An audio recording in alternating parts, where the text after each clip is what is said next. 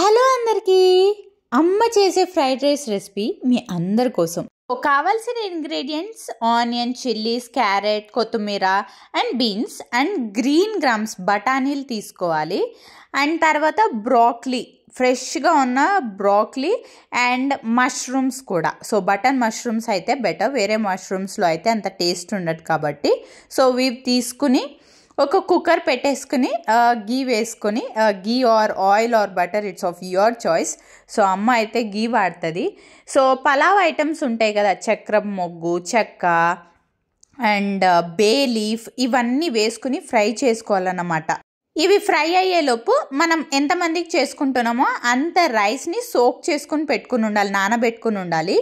నానబెట్టుకున్న రైస్ ఇలా వేసేసుకుని సాల్ట్ వేసుకుని ఇంకా 2 విజిల్స్ వస్తే చాలు. ఇవి ఈలోపు అది విజిల్స్ వచ్చేలోపు ఇలా బ్రోకలీ క్యారెట్ మష్రూమ్స్ అన్నీ కట్ చేసుకుని పెట్టుకోవాలి.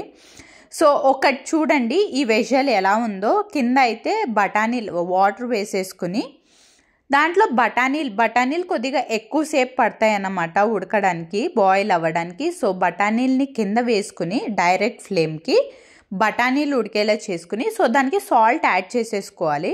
సో బఠానీలు వేసుకుని పైన ఇది స్టీమ్ ఉంటుంది కదా, స్టీమ్లో బ్రోకలీ ఉడకాలన్నమాట, బాయిల్ అవ్వాలి.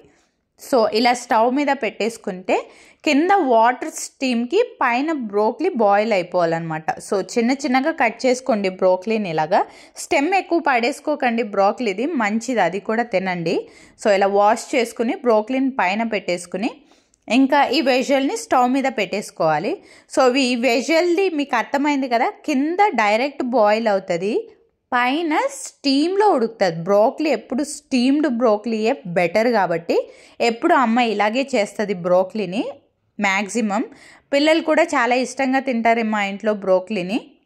సో అలా స్టీమ్లో బ్రోకలీ కొద్దిగా ఉడికాక అది పక్కన పెట్టుకుని చిన్నగా కట్ చేసుకోవాలన్నమాట ఫ్రైడ్ రైస్కి. బీన్స్ చిన్నగా కట్ చేసుకున్నవి అండ్ క్యారెట్ కూడా ఇంత మాత్రం కట్ చేసేసుకుని ప్లేస్ చేసేసుకోవాలి పైన స్టీమ్లోనే ఇదంతా.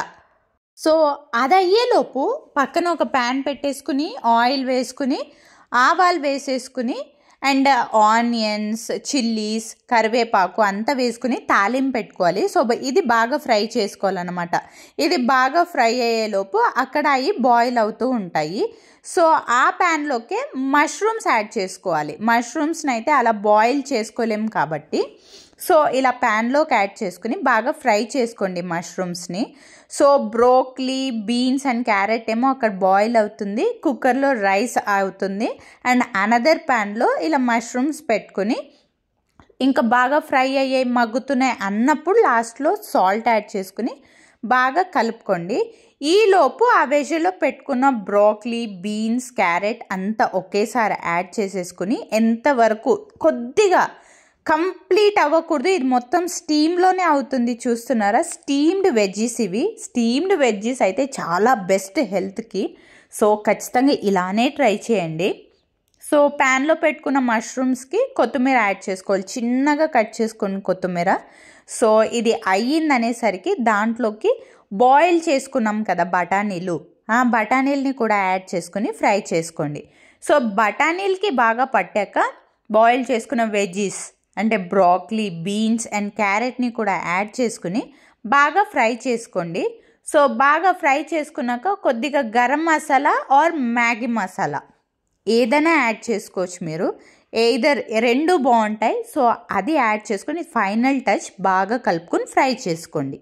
ఈలోపు 2 విజిల్స్కి ఆఫ్ చేసుకుని ఉంటాం కదా కుక్కర్, అన్ని పలావ్ ఐటమ్స్ వేసుకుని బగారా రైస్ లాగా అయి ఉంటుంది రైస్. సో ఎక్కువ విజిల్స్ వేయించుకోకండి, అన్నం మెత్తబడిపోతుంది, ఇలా ఉండాలి రైస్.